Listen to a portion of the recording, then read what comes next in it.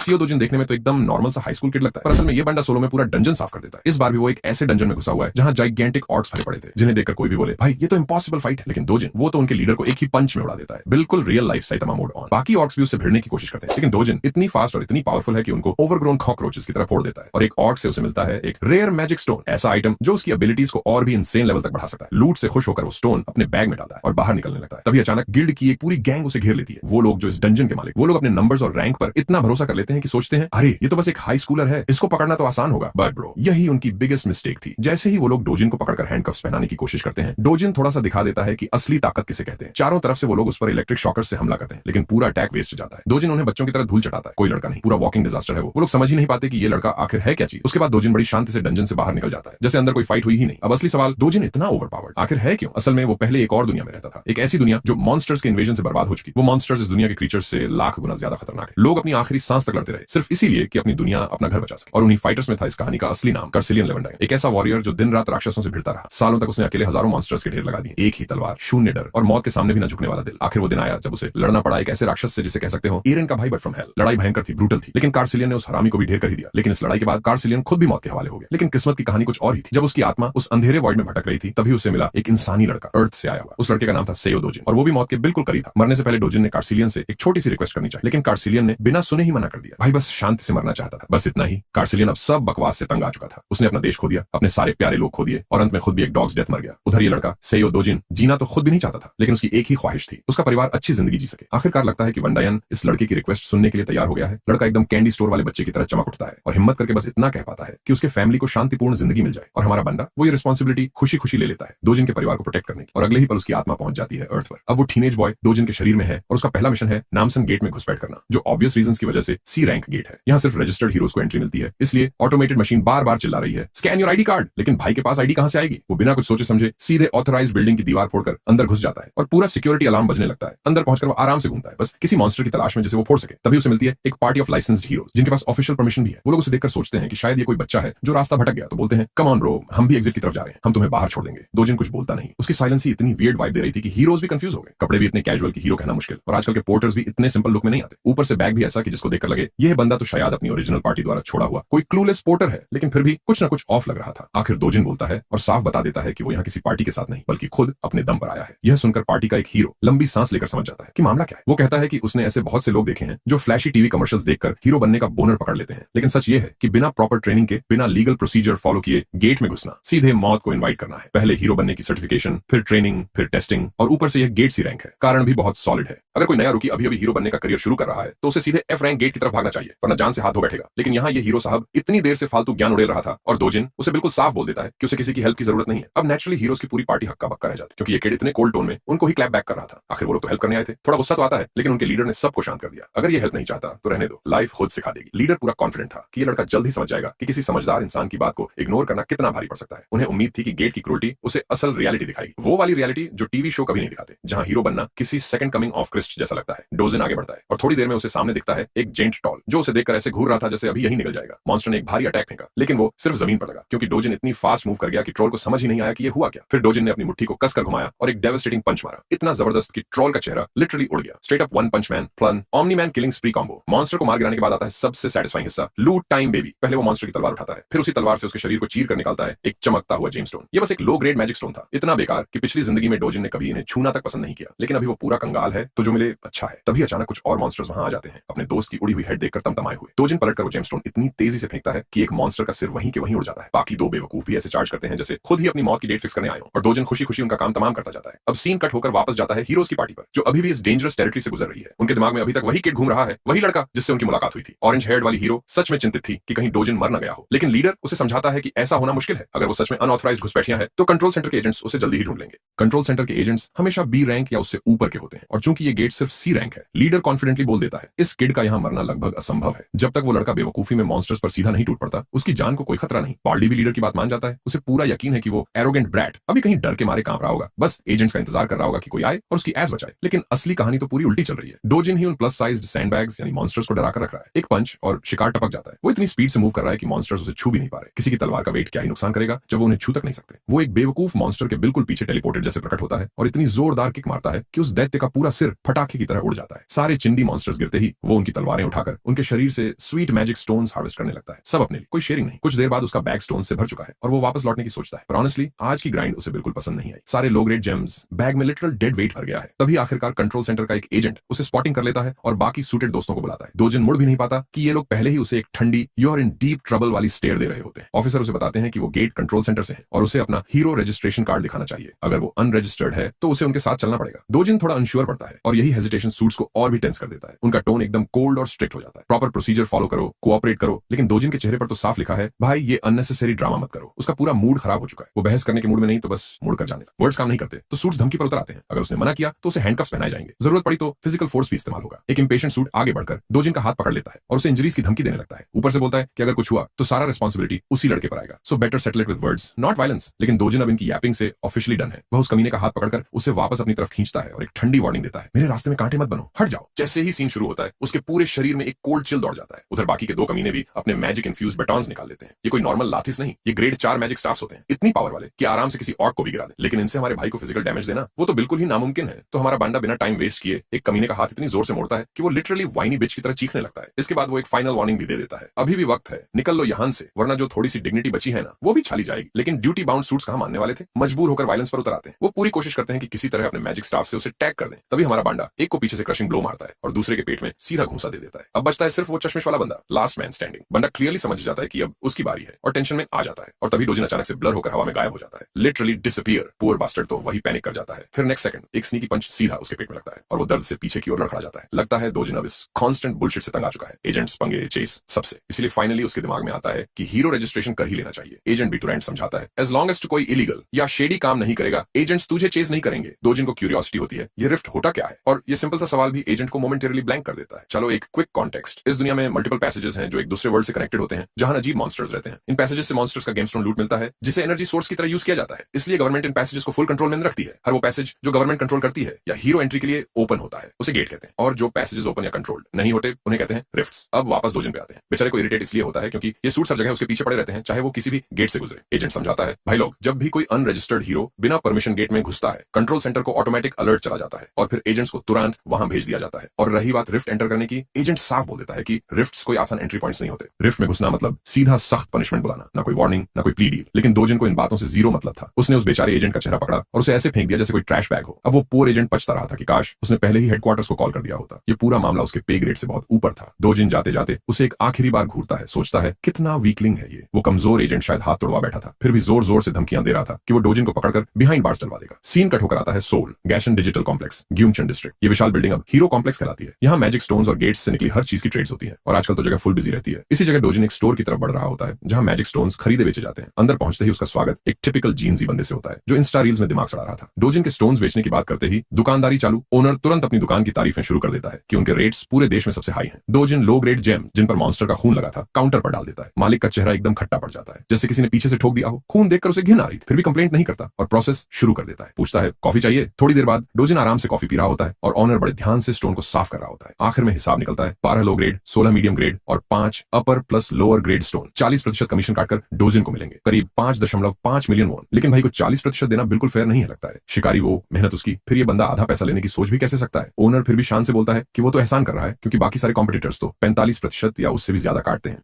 वो दुकानदार इतना ओवर कॉन्फिडेंट था कि बोल देता है अगर डोजिन को प्राइस पसंद नहीं तो स्टोन्स वापस ले जाए, क्योंकि उसके हिसाब से उससे ज्यादा कोई देने वाला है ही नहीं, या फिर यही उसका बड़ा दावा था। लेकिन हमारा लड़का इस ट्रैप में फंसने वाला नहीं था। वो तुरंत अपने प्रेशियस स्टोन्स वापस बैग में भरने लगता है। अपनी चालें फेल होती देख वो घटिया दुकानदार डोजिन का हाथ पकड़ लेता है और पैसे मांगने लगता है। 30,000 वोन एप्रिसल के और ऊपर से 10,000 कॉफी के। साथ ही रोना शुरू की ब्लड साफ करने में उसका एक्सपेंसिव टॉवल भी खराब हो गया। सब जोड़कर उसका हिसाब कहता है डोजिन उसे करीब 3,50,000 वोन देता है। लेकिन भाई बिल्कुल नहीं मानता। वो ऐसी बकवास डिमांड्स का 1 इंच भी जवाब देने वाला नहीं था। कुछ न चलते देख वो दुकानदार अब स्ट्रीट लेवल थ्रेट्स पर उतर आता है। बोलता है उसके पास क्लास हीरो है जो उसकी गार्ड टीम है। और तभी पीछे का दरवाजा खुलता है। 3 मोटे तगड़े बंदे अंदर आते हैं पूछते हुए कि किसने बुलाया। अगर कोई ट्रबल कर रहा है तो वो उसको संभाल लेंगे। डोजिन बस ठंडी धारदार नजर मारता है दुकानदार को और दुकानदार भी उसी इंटेंसिटी में स्टेयर बैक करता है। कुछ सेकंड के लिए ही सीन कट होता है और मालिक का चेहरा अब पूरा पसीने में भीगा डरा हुआ नजर आता है। अभी थोड़ी देर पहले खुद को मेन कैरेक्टर समझ रहा था, लेकिन डोजिन ने उसकी 3 पिक गार्ड्स को बिना एक पसीना बहाए उठाकर पटक दिया। अब साफ हो गया कि असली एमसी कौन है। फिर डोजिन काउंटर पर जाता है और प्यारे से स्माइल के साथ कमीशन को सीधा 1% पर नेगोशिएट कर देता है। और ऑब्वियसली जब डोजिन जैसी आंखें सीधे तुम्हारी सोल में घुस रही हो तो बार्गेन करने की हिम्मत किसकी होती है। डील हो जाती है और वो पूरा माल जो उसने पसीने से नहीं फिस्ट से कमाया लेकर बाहर निकल जाता है। एक मोटा सा नोटों का बंडल उसके हाथ में चमक रहा। घर पहुंचते ही उसकी दादी और बहन दोनों अमाउंट देखकर दंग रह जाती। ग्रैंडमा पा को तो शक होने लगता है कि शायद पैसे फेक हो, लेकिन डोजिन तुरंत झूठ कर देता है। कहता है उसने किसी दोस्त को लोन दिया था जिसने बिजनेस शुरू किया और अब सब अच्छा चल रहा है। दादी को पता भी नहीं होता कि उसका पोता किसी दोस्त के नाम पर झूठ ही मार रहा है। थोड़ी पूछताछ के बाद ग्रैंडमा चुप हो जाती है, कम से कम बड़े सवालों पर तो। उधर उसकी छोटी बहन अपने बड़े भाई पर पूरी तरह से फूली नहीं समा रही, क्योंकि अब उनके घर में फाइनली मनी रेन हो रही थी। भाई अपने छोटे बहन के सिर पर हाथ फेरता है और उसे ड्रीम दिखाता है कि अब से उनकी life full on luxury mode में जाएगी। छोटी तो बस खुशी से उछल रही थी, आखिर अमीर बनने का सपना पूरा जो हो रहा था। उसे इतना खुश देखकर दोजिन को एहसास होता है कि वो उस वादे को पूरा करने की तरफ बढ़ रहा है जो उसने एक बार किया था। उसे वो आखिरी वर्ड्स याद आते हैं उस बॉडी के असली मालिक के, जिसका डाइंग विश था कि उसकी ग्रैंडमा और उसकी हाफ सिस्टर यूनियोंग हमेशा सुरक्षित और खुश रहे। वो बेचारा तो गायब ही हो गया इससे पहले कि डोजिन कुछ कह पाता, और जब वो जागा वो बन चुका था एसईओ डोजिन। अब उसका एक ही मिशन है, इस छोटी फैमिली को सुरक्षित और कंफर्टेबल लाइफ देना। इसके लिए वो चाहता है कोरिया का सबसे सुरक्षित घर खरीदना, जिसकी कीमत है पूरे 110 अरब वॉन। और पैसे कमाना उसके लिए मुश्किल नहीं, बस अपनी ओरिजिनल स्ट्रेंथ वापस आ जाए। ये दुनिया काफी हद तक उसकी बर्बाद हुई ओल्ड दुनिया जैसी है, बस फर्क ये है कि यहाँ के रिफ्ट्स, गेट्स और मॉन्स्टर्स थोड़े कमजोर हैं। एक ऐसे आदमी के लिए जिसे अपनी पिछली जिंदगी में सोर्ड गॉड कहा जाता था। ये दुनिया तो बस एक छोटा सा सैंडबॉक्स है। अभी तक वो अपनी असली पावर का सिर्फ 1/10 इस्तेमाल कर रहा था। तभी दरवाजे पर नॉक होती है, कोई एसईओ डोजिन से मिलना चाहता है। भाई उठकर दरवाजा खोलता है, बाहर 2 थग्स खड़े होते हैं। ये लोग पैसे वसूलने आए थे, पूरे 48 मिलियन वॉन की इनसेन डिमांड लेकर। डोजिन समझ जाता है कि ये पक्के लोन शार्क्स हैं। असल एसईओ डोजिन ने अपनी ग्रैंडमा के हॉस्पिटल बिल्स के लिए बस 5 मिलियन वॉन उधार लिया था, लेकिन ये गधे लोग इतना इंटरेस्ट जोड़ चुके हैं कि अमाउंट 10 गुना हो गई। उन्हें भी पता है कि डोजिन गेट से पैसा कमा रहा है, क्योंकि सब कॉन्ट्रैक्ट में लिखा है। सो दे वांट हिम टू पे अप, लेकिन रिपेमेंट में उन्हें मिलता है सिर्फ एक जॉ शैटरिंग मुक्का। वो एक पंच बड़े वाले थग को उड़ाकर फेंक देता है। उसका साथी डर के मारे पत्थर बन जाता है। डोजिन उसे घूर कर याद दिलाता है कि ओरिजिनल लोन में से 9 मिलियन वॉन पहले ही वापस हो चुके हैं, तो अगर दिमाग लगाए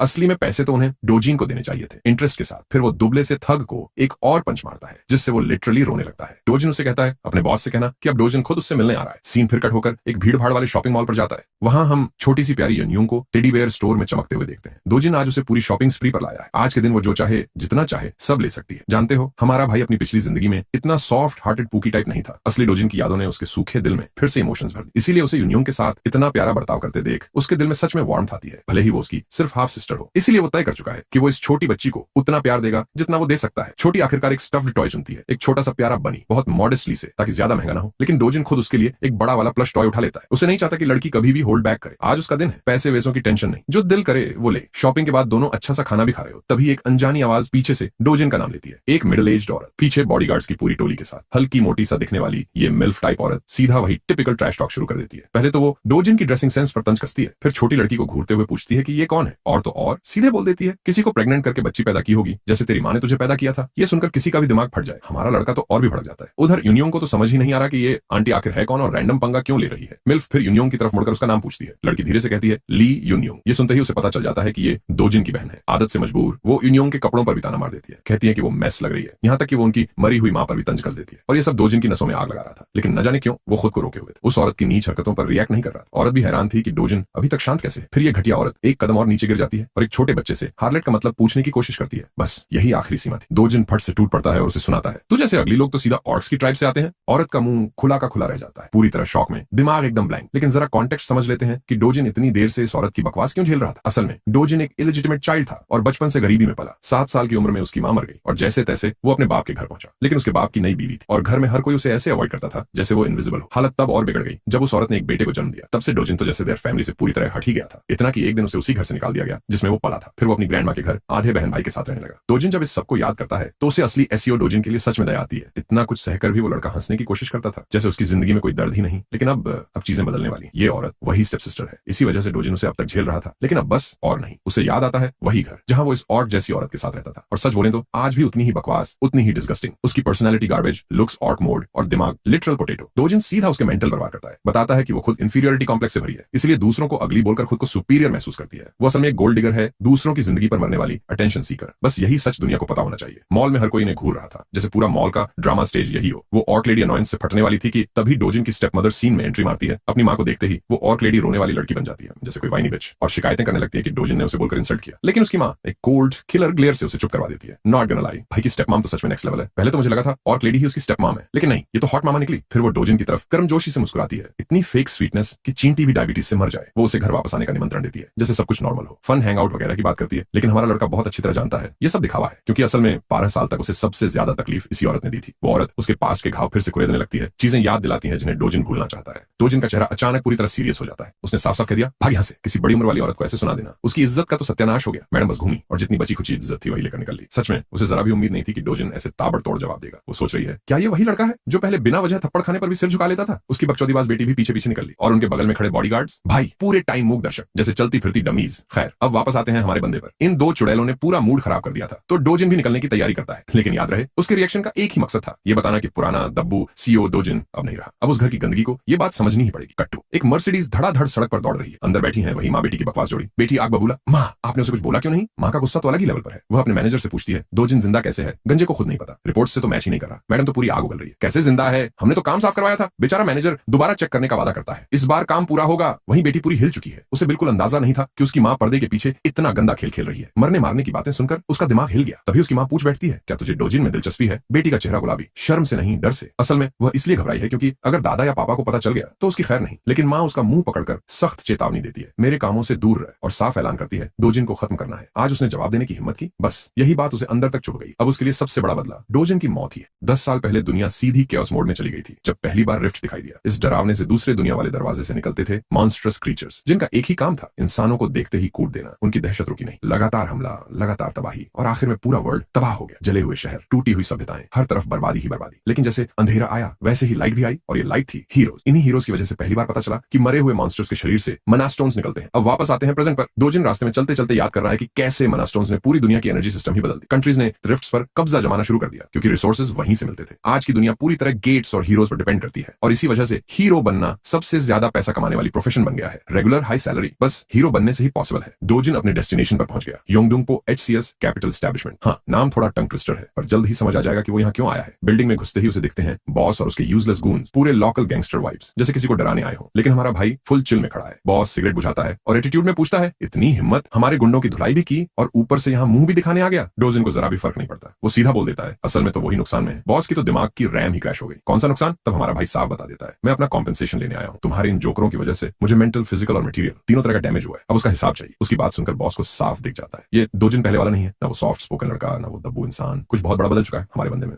अब बात साफ है, ये वही लड़का है जिसने इनके भेजे गए पूरे लैकीज की ऐसी तैसी करके वापस भेजा था। सब चीजें देखकर बॉस की एक ही थ्योरी बनती है, एसईओ डोजिन ने गेट के अंदर कोई रेयर टाइप की अवेकनिंग हासिल कर ली है। ये जानते हुए भी बंदा अपनी फेक एरोगेंस नहीं छोड़ता। वो डोजिन को बोलता है कि उसकी ये नई नई कॉन्फिडेंस ही एक दिन उसकी बर्बादी बनेगी। कितना बड़ा हाइपोक्रिट है। उल्टा हमारे भाई को ओवर कॉन्फिडेंट बोल रहा है और अपने पॉइंट को प्रूव करने के लिए पीछे से एक पूरा ग्रम्पी मैन का स्क्वाड खड़ा कर देता है ताकि डर बना सके। लेकिन भाई सोर्ड गॉड की नजर से देखें तो ये सारे लड़के तो कीड़े मकौड़े लगते हैं। बॉस फिर भी बकचोदी जारी रखता है, कहता है अवेकेंड लोग भी आखिर में लो क्लास हीरोज की तरह मर जाते हैं और उसकी ऑर्गेनाइजेशन तो एक डी क्लास हीरो को जूते की तरह कुचल सकती है। उधर डोजिन आराम से सोफे पर बैठा है, 5 लोगों की डेथ स्टेयर को फुल इग्नोर मोड में, और बिना कोई इमोशन दिखाए वो सीधे बॉस को कमांड देता है, बैठ जा वापस। बॉस की तो बोल्टी बंद। इस लड़के का टोन देख के हैरान। डोजिन की सीरियस आंखें बता रही हैं मैं अभी खत्म नहीं हुआ। इतने में एक बंदे की हिम्मत फूट पड़ती है, वो हमारे भाई को चैलेंज करने के लिए आगे बढ़ता है। डोजिन बड़े मजे से अपनी ग्लासेस उतारता है और अगला ही मोमेंट भाई उसके मुंह पर Mike Tyson ballistic universal machine gun rocket punch 9000 जड़ देता है। साला उड़ ही गया। बाकी 4 बंदे सीन फ्रीज में खड़े, ये क्या हुआ, और मजा यहीं खत्म। डोजिन एक एक करके उनकी बैटरी निकाल देता है, दूसरा बंदा भी हवा में उड़ जाता है। सबसे कमाल की बात, इनकी धुलाई करते हुए भी भाई पूरे काल्म मोड में अपनी बात समझा रहा है। साइड बाय साइड एक्सपोज भी करता जा रहा है कि उनका ये मनी लेंडिंग बिजनेस सिर्फ कवर है, असली काम है काउंटरफिट आईडीज का शेडी काम। एक ऑरेंज हेयर्ड पंक को पंच मारते हुए वो पूरा सच सामने रख देता है और आखिर में बॉस की तरफ देखकर बोलता है मुझे एक हीरो आइडेंटिटी चाहिए, ऑफिशियली रजिस्टर होना है और लेजिट पैसे कमाने हैं। आखिरी बंदे का वार डोजिन ऐसे डॉज करता है जैसे ये कोई वार्म अप हो। अगले ही सेकंड भाई उसे ट्रिपल पावर वाला प्यार लौटाते हैं बस। और इसी तरह पूरी गैंग को डोजिन ने अपनी स्पेशल स्लीपिंग रूटीन पर भेज दिया। 100% सफलता दर। अब भाई अपनी डिमांड आगे रखता है, उसे एक फूल प्रूफ आइडेंटिफिकेशन चाहिए, ऐसा जो फ्यूचर में कभी प्रॉब्लम न खड़ी करे। बॉस तो शॉक में जड़ हो चुका है। कुछ सेकंड में ये लड़का 5 बंदों को पार्क कर गया। डोजिन उसे रिमाइंड करता है कि उसके पास सिर्फ एक दिन है उसकी नई आइडेंटिटी तैयार करने के लिए। वैसे कुछ बंदे लड़ाई में कूदे ही नहीं, ये भी बड़ी बात है, वरना ऐसी दुनिया में तो लोग लेवल एक रूकीज होते हुए भी भगवान को चैलेंज कर देते हैं। बॉस अपनी ही सोचों में खो गया और उसे एहसास होने लगता है कि डोजिन की स्ट्रेंथ कम से कम बी क्लास के आसपास है। इतना लॉस्ट हो गया कि डोजिन को बोलना पड़ा भाई snap out of it. Boss तुरंत काम लेने के लिए तैयार भी हो जाता है। फिर डोजिन उसके कंधे पर हाथ रखता है, शब्द स्वीट पर एक्सप्रेशन इतना टेरिफाइंग कि आदमी की रूह कांप जाए, और पूछता है होंगी जो मेरी स्टेप मदर, क्या उसी ने मुझे मरवाने का ऑर्डर दिया था? और ये तो पहले ही कंफर्म था। उसकी अर्लियर बातचीत सुनकर हमें पता है कि हाँ वही मास्टरमाइंड है। बॉस पहले तो चुप रहता है, लेकिन डोजिन की पकड़ इतनी टाइट हो जाती है कि उसकी चीख निकल जाती है। उसके पीछे खड़े उसके स्क्रब्स भी बेबस नजर आते हैं, और सच कहूं तो इन सबको अपने बार्बर भी बदल लेने चाहिए। आखिरकार बॉस टूट जाता है और पूरा प्लान उगल देता है। ये औरत चाहती थी कि डोजिन की फाइनेंशियल हालत इतनी खराब हो जाए कि वो मजबूरी में खुद ही अपनी लाइफ खत्म कर ले। This is some next level evil shit, वो भी एक बेटे के लिए, चाहे वो उसे नापसंद ही क्यों ना हो। डोजिन ये सुन के उसे छोड़ देता है और पूछता है कि क्या उसे गेट के अंदर बंद करवाना भी उसी की साजिश थी। बॉस तुरंत इनोसेंट पपी बन जाता है, कहता है कि अगर डोजिन गेट में मर जाता तो उसे एग्जीक्यूशन पेमेंट भी नहीं मिलता, यानी उसे गेट में मरवाने से कोई फायदा नहीं। ये बात सुनकर डोजिन थोड़ा सोच में पड़ जाता है। फिर वो एक नाम बोलता है, कंग चियोलवू, वही आदमी जिसने उसे सबसे पहले गेट तक ले गया था। डोजिन अब उससे मांगता है कि कल तक चियोलवू के बारे में हर एक जानकारी टेबल पर होनी चाहिए। 2 डिमांड्स साफ साफ बताकर भाई बड़े ही सभ्य अंदाज में निकल जाता है और पूरा रूम उस डर और दबदबे को महसूस करता है जो डोजिन के अंदर आते वक्त बिल्कुल 100% भी नहीं था। उस बातचीत के बाद डोजिन फिर से गहरे थिंकिंग मोड में चला जाता है। असली एसईओ डोजिन की सिर्फ एक ही इच्छा, अपनी छोटी बहन और अपनी प्यारी दादी को किसी भी कीमत पर प्रोटेक्ट करना। ऊपर से जो जो उसके साथ हुआ उससे बस उसकी जिंदगी की दुख भरी लेयर्स और साफ दिख जाती है। कितना छोटा बच्चा कितना कुछ अकेले सहता है, लेकिन कोई टेंशन नहीं क्योंकि सोर्ड गॉड अब सब कुछ ठीक करने के लिए तैयार। अगले ही दिन गेस व्हाट, हमारा लड़का ऑफिशियली रजिस्टर्ड हंटर बन चुका है और साथ ही उसको बी रैंक रेटिंग भी मिल गई, जो काफी कन्वीनियंट है क्योंकि बाकी स्टोरीज में तो एमसी को जानबूझकर सबसे नीचे का रैंक दे दिया जाता है सिर्फ स्टाइल दिखाने के। वो अपना कार्ड मशीन मशीन पर टैप करता है और सिस्टम उसकी आइडेंटिटी को तुरंत रिकॉग्नाइज कर लेता है, लेकिन साथ ही वार्निंग भी देता है कि उसका रैंक उस डेंजरस क्वेस्ट के मुकाबले काफी कम है जिसमें वो घुसने वाला। डोजिन को ये सारी वार्निंग्स काफी इरिटेटिंग लगती। उसे लग रहा होता है शायद उसे उस कमीने से हायर रैंक लेने के लिए जरा और प्रेशराइज करना चाहिए था ताकि ऐसी प्रॉब्लम्स ना आए। सिस्टम बार बार बोलता है मत जाओ, ये गेट तुम्हारे लेवल से बहुत ऊपर है, लेकिन हमारा डोजिन उसे कोई फर्क नहीं पड़ता, सीधा निकल लेता है। अब बात करते हैं नाइट आइलैंड गेट की। ये गेट सिर्फ बी रैंक का है, लेकिन इसका मतलब ये नहीं कि हर बी रैंक हंटर इसमें सर्वाइव कर सकता है। हीरोज को हमेशा गेट के एक्चुअल रैंक से एक क्लास ऊपर होना चाहिए, सेफ्टी रीजंस के। डंजन की स्केल डी रैंक मानी जाती है, यानी जगह बहुत फैलाव में है और सोलो हंटिंग काफी मुश्किल है। अच्छी बात यह है कि ये टनल्स के रूप में बना है तो सोलो रन थोड़ा मैनेजेबल हो जाता है। गेट की कॉम्प्लेक्सिटी देखते हुए आइडियली तो एक ए रैंक हीरो को मिशन लेना चाहिए था, लेकिन रिस्क और डेंजर जैसे वर्ड्स डोजिन की डिक्शनरी में होते ही नहीं। वर्स्ट केस उसे एक संकरे टनल में मॉन्स्टर की पूरी आर्मी से लड़ना पड़े जहां हिलने की भी स्पेस मुश्किल से मिले। और फिर आता है उसका पहला अनहेपोनेंट, एक ह्यूज सर्पेंट जिसके चारों तरफ फैली हुई है कैओटिक पर्पल ऑनरा। ज्यादातर हीरो इसे देखते ही डर से कांप जाते हैं, लेकिन डोजिन वो तो इसे गुड लक समझकर मुस्कुरा देता है। हाई डोजिन अपने गॉन्टलेट्स कस लेता है। वो जायंट सर्पेंट अकेला नहीं है, उसके साथ पूरी एलियन मूवी वाली जीभें निकालते हुए क्रीपी साथियों की पूरी पार्टी खड़ी है। मॉन्स्टर्स पूरी कोशिश करते हैं उसे अटैक करने की, लेकिन सच बोले तो पॉइंटलेस है क्योंकि हमारा बॉय तो एकदम किलिंग मशीन बन चुका है। वो मॉन्स्टर्स को ऐसे उड़ा रहा है और साइड साइड में माना स्टोन्स कलेक्ट कर रहा है जैसे ये क्रीचर्स कभी एग्जिस्ट ही नहीं करते थे। ब्लैक किलिंग वाइपर ये वैरायटी फेमस है अपने हाइपर एक्टिव पैरालिसिस पॉइजन के लिए। जरा सा टच भी किसी को जमीन पर धड़ाम कर सकता है, लेकिन डोजिन बंदा एकदम बुलेट स्पीड में चार्ज करता है और फुल स्विंग से मॉन्स्टर को स्लाइस एंड डाइस कर देता है। कुछ सेकंड्स में ही पूरा सर्पेंट दो टुकड़ों में बिखरा पड़ा और चारों तरफ खून ही खून। विक्ट्री के बाद डोजिन अपने इक्विपमेंट पर नजर डालता है। वो 3 लाख वॉन वाले ग्लव्स सरप्राइजिंगली पॉइजन को ब्लॉक करने में मास्ट काम कर रहे हैं। प्राइस के हिसाब से वैल्यू फॉर मनी निकले। फिर वापस हंटिंग मोड ऑन। आगे 4 और अगली लिमलेस लिजर्ड्स खड़े हैं। डोजिन उनके सर ऐसे फोड़ता जाता है जैसे बलून हो। ब्लड फाउंटेन एवरीवेयर और एक एक करके सारे वाइपर्स आफ्टर लाइफ की वन वे ट्रिप। फिर बंदा खड़ा होकर मॉन्स्टर्स के फ्लैश में क्लॉ मारकर मैजिक स्टोन्स ढूंढने लगता है, पर डिसअपॉइंटमेंट कुछ नहीं मिलता। और रूल्स भी यही कहते हैं। इस वर्ल्ड की प्रीवियस सेटिंग में इन मॉन्स्टर्स का मैना स्टोन ड्रॉप रेट सिर्फ 3% है, मतलब एक लूट के लिए हंड्रेड्स मारने पड़ेंगे। आगे बढ़ते हुए उसे दिखता है मिस्टर बोनहेड। व्यूअर सोचेगा बॉस होगा, पर डोजिन का रिएक्शन बॉस तू एक ओवरसाइज्ड सर्पेंट। भाई साहब आंसर भी दे दे जैसे दोस्त हो। खैर डोजिन को यह बड़ा सा सांप अच्छा लगता है, कम से कम रास्ता भटकने का डर नहीं। वो बिना वेट किए इमीडिएट स्ट्राइक में जाता है। प्लेन सिंपल, जल्दी लड़ाई खत्म जल्दी घर। पर ट्विस्ट, ब्रूटल पंच लैंड करने के बावजूद स्नेक पर 0 इफेक्ट। इंस्टेड सर पर एकदम से टैटू रजिस्टर कर दिया। प्योर डिसरिस्पेक्ट के साथ डोजिन हवा में होता है, डॉज कर नहीं सकता और वही मौका लेते हुए सर्पेंट अपनी टेल से उसे उठाकर दीवार में पटकर मार देता है। डोजिन जमीन पर धड़ाम से गिरा पड़ा है और शायद क्रैश लैंडिंग ने उसे एक सॉलिड रियलिटी चेक दे दिया कि बॉस मॉन्स्टर बिल्कुल बाकी वाइपर जैसा नहीं है। सामने खड़ा वो जायंट सर्पेंट अपने पॉइजनस फैंग्स बाहर निकालकर ऐसे हिस करता है जैसे एवरेज गर्लफ्रेंड जब भूखी हो। बॉस मॉन्स्टर उसे चबाने के लिए डाइव मारता है, लेकिन डोजिन लास्ट सेकंड पर साइड हो जाता है। इवेजन का पूरा मोमेंटम यूज करके वो वापस घुमा और एक पावर पंच जड़ दिया जिससे मॉन्स्टर के हार्ड शेल पर और गहरी क्रैक्स पड़ जाती है। इस सेकंड अटैक के बाद एक बात साफ हो जाती है, बॉस का आउटर शेल असामान्य रूप से टफ है। इतना टफ कि डोजिन अपने करंट लेवल पर एक ही वार में इसे पियर्स नहीं कर सकता। सिचुएशन उलटी पड़ जाती है और वो सोचना शुरू करता है कि स्ट्रेटजी बदलनी पड़ेगी। अगर वो अपने original strength sword God form में होता तो इस बीस्ट को वो फ्लोर मॉब की तरह साफ कर देता। तभी उसकी नजर पड़ती है उस फॉलन वॉरियर की सोर्ड पर जो बॉस से लड़ते लड़ते जान दे गया। और यही वो मोमेंट है जहां व्यूअर्स समझते हैं वो सोर्ड गॉड कहलाता है, फिस्ट गॉड नहीं। सोर्ड लठ जैसी खराब हालत में है, लेकिन डोजिन मानता है ब्लेड की वैल्यू उसके विल्डर से होती है। वो टूटी फूटी तलवार उठाता है, उसे हाथ में घुमाता है और उसी कॉन्फिडेंस के साथ मॉन्स्टर की तरफ बढ़ता है। बॉस एक बार फिर बिजली की स्पीड से झपटता है, लेकिन डोजिन हवा में उछलते हुए डिक्लेयर करता है बी प्राउड, मैं तुम्हें सोर्ड से मारने जा रहा। सोर्ड की हालत भले ही खराब हो, लेकिन अगले ही पल डोजिन इतनी तेज चमकती हुई स्लैशेस बरसाता है कि पूरा स्नेक लिटरली एविसिरेटेड हो जाता है। सीरियस लड़ाई का एंड एक मजेदार सीन में बदल जाता है। पीछे बॉस मर रहा है और सामने डोजिन की सोर्ड धूल में बदल रही है। बॉस को खत्म कर लेने के बाद डोजिन एक स्मार्ट काम करता है जो आजकल के ज्यादातर प्रोटैगनिस्ट सोचते भी नहीं। वो मॉन्स्टर का एक फैंग तोड़कर अपने साथ ले जाता है। सोचता है थोड़ी रिफाइनमेंट के बाद ये एक बढ़िया शॉर्ट स्वॉर्ड मटेरियल बन सकता है। This is his reward for this hunt. Gate से बाहर निकलते ही रात हो चुकी है, तारे चमक रहे हैं, पता ही नहीं चला बी रैंक गेट में इतना टाइम निकल गया। बट इस पूरी फाइट ने उसके अंदर एक चीज पक्की कर दी, वो अपनी ओरिजिनल स्ट्रेंथ फिर से हासिल करेगा। पूरा पावर, पूरा हेल्थ, एकदम पुराना सोर्ड गॉड मोड। और एक छोटी सी खुशी भी, अच्छा हुआ उसके पुराने दोस्त इस वीक वर्जन को नहीं देख पाए, वरना ये तो फुल ऑन एम्बैरेसमेंट हो जाता। शिकार से लौटने के बाद वो मैजिक स्टोन्स की जांच करवाने और बेचने जाता है। उसके सामने एक और हीरो खड़ा है जो अपना बड़ा सा मैजिक स्टोन का ढेर जमा कराने आया है। सस्ता सा कमीना रिसेप्शनिस्ट उसे घास तक नहीं डालता और बताता है कि कमीशन रेट एक ही है, सीधे 40%। सीधा साधा लड़का भी तुरंत समझ जाता है कि यह रेट पूरी तरह लूट है। वो अपनी चिंता जताता है और खुद को एक सामान्य आदमी बताता है। रिसेप्शनिस्ट बिल्कुल वही बात दोहराता है जो उसने डोजिन से कही थी कि उनका रेट तो असल में सभी अप्रेजल सेंटरों में सबसे कम है। गेट सेंटर में रेट 5% है, लेकिन वो टैक्स के बिना है। इस बेईमान अप्रेजर की नजर में ये डील हीरोज के लिए बहुत बढ़िया कमाई करवा। वो पैसे हीरो को थमा देता है जो ज्यादा शिकायत नहीं करता, बस चिंतित होकर उसके बिगड़े हुए चेहरे के बारे में पूछता है। मजेदार बात यह है कि यह आदमी पिटाई खाने के बाद भी वही रटा रटाया डायलॉग बोल रहा है। वो इसे हल्का बनाकर कहता है कि एक साइकोपैथ ने पहले उसके गार्ड्स को उड़ा दिया और फिर उसे ये हालत। हीरो को लगता है ये तो रिसेप्शनिस्ट की गलती है कि उसने सी रैंक लेवल पर ऐसे घटिया गार्ड रखे हुए। आखिर उनके संसार में सिर्फ रैंक ही सब कुछ नहीं होता, स्किल भी बहुत बड़ा फैक्टर है। असल में रैंक किसी की असली क्षमता को ठीक से दर्शाती ही नहीं, इसे केवल सिस्टम बनाए रखने के लिए अपडेट किया जाता है। हीरो समझदारी से बताता है कि एक ही रैंक वाले लोगों की स्किल और क्षमताओं में बहुत अंतर होता है, इसलिए सबके साथ एक जैसा व्यवहार नहीं किया जा सकता। फिर फर्क है एक निकम्मे वॉच गार्ड में जो दुकान पर बैठा दिन काटता है और एक असली हीरो में जो रोज रोज जान जोखिम में डालकर राक्षसों का शिकार करता है। हालांकि ये आदमी उसे अच्छी सलाह दे रहा था, लेकिन रिसेप्शनिस्ट जैसे कोई जोकर हो, बस चाहता है कि वो चुप हो जाए और यहाँ से निकल जाए। हीरो भी चला जाता है, जाते जाते कहता है कि अगर कभी मदद चाहिए तो बता देना। इतने में हमारा लड़का वहीं से गुजरता है, हमेशा की तरह ठंडे चेहरे के साथ। उसे देखते ही रिसेप्शनिस्ट एकदम से सिहर जाता है और डर के मारे उछल पड़ता है। वह डोजिन की तरफ उंगली करके चिल्लाता है कि यही वो साइकोपैथ है जिसने उसका पूरा हुलिया बिगाड़ा। पीछे मुड़कर दोनों को देखते हुए हीरो असल में काफी प्रभावित हो चुका है। वह हमारे लड़के के दुबले पतले लेकिन बिल्कुल फिट शरीर शरीर को नोटिस करता है। फिर भी ये सुनकर कि उसने यहाँ के गार्ड्स को कचरा बना, वो खुद भी लड़ाई के लिए तैयार हो जाता है, पूछते हुए कि क्या यही वो मुसीबत खड़ी करने वाला है। इस बंदे की एक बात डोजिन को सच में पसंद आती है। वो छोटी छोटी बातों पर ऑफेंडेड नहीं होता। उसे सच में लगता है कि डोजिन अपनी हीरो पावर्स को गलत इस्तेमाल कर रहा है और सिविलियन लोगों को बुली कर रहा है। हालांकि सच्चाई इससे एकदम उलट है, क्योंकि भाई ने बस स्टोरी का एक ही साइड देखा है। लेकिन फिर भी ऐसे रियलिस्टिक कैरेक्टर्स देखना इंटरेस्टिंग रहता है। उधर रिसेप्शनिस्ट पूरी मजे में बैठा तमाशा देख रहा है, क्योंकि ये बंदा कोई आम आदमी नहीं बल्कि 7 साल के अनुभवी हीरो है। और अगर इस आदमी के साथ यहाँ कुछ भी हुआ तो उसके पास इतनी कनेक्शंस हैं कि डोजिन का नाम सीधा ऊपर तक पहुंचा देगा। लेकिन हमारा बॉय किसी को डैम नहीं देता। वो बिना पलटे बस बोलता है, बूमर हटो सामने से। बस ये सुनकर वो वेटरन और भी प्रोवोक्ड हो जाता है, क्योंकि अब तो सच में लग रहा है जैसे डोजिन उसको एसहोल बना रहा है। डोजिन पूछता है, तो बदला लेने का प्लान है क्या? ये सुनकर हीरो के अंदर की रेज भड़कती है, लेकिन फिर उसकी एक्सपीरियंस उसे याद दिलाती है कि हीरोज के बीच लड़ाई ऑलमोस्ट हमेशा मौत पर खत्म होती है और उसकी डेथ रेट मॉन्स्टर्स से भी ज्यादा होती है। ये बात दिमाग में आते ही बंदा तुरंत कूल डाउन हो जाता है और चुपचाप मुड़कर निकल लेता है, जबकि रिसेप्शनिस्ट का तो चेहरा सूख गया। डोजिन फिर उस स्लीजी अप्रेजर की तरफ मुड़ता है, तो तेरी भी कोई प्रॉब्लम है क्या? जवाब देने से पहले ही डोजिन उसके मुंह पर एक bag full of magic stones रख देता है, हाई ग्रेड वाले, वो भी सारे के सारे। अब रिसेप्शनिस्ट के दिमाग में एक ही सवाल घूम रहा है, ये बंदा है कौन? गिनती करने पर टोटल निकलता है 150 मिलियन वॉन। सुनने में तो बहुत लगते हैं, पर डोजिन के लिए ये पूरे दिन की हंटिंग के हिसाब से बहुत कम है। वो कैश मांगता है, लेकिन रिसेप्शनिस्ट उसे याद दिलाता है कि पहले कमीशन रेट लगेगा। ये सुनते ही डोजिन की आंखों में एक स्केरी लुक आता है। फिर उसे याद आता है, अरे डील तो 1% वाली है। सुनते ही भाई फिर से चिल हो जाता है, ठीक है बाकी अमाउंट जल्दी दे दो। अब अप्रेजर के दिमाग में तो ये चल रहा है कि काश मैं इसको पकड़कर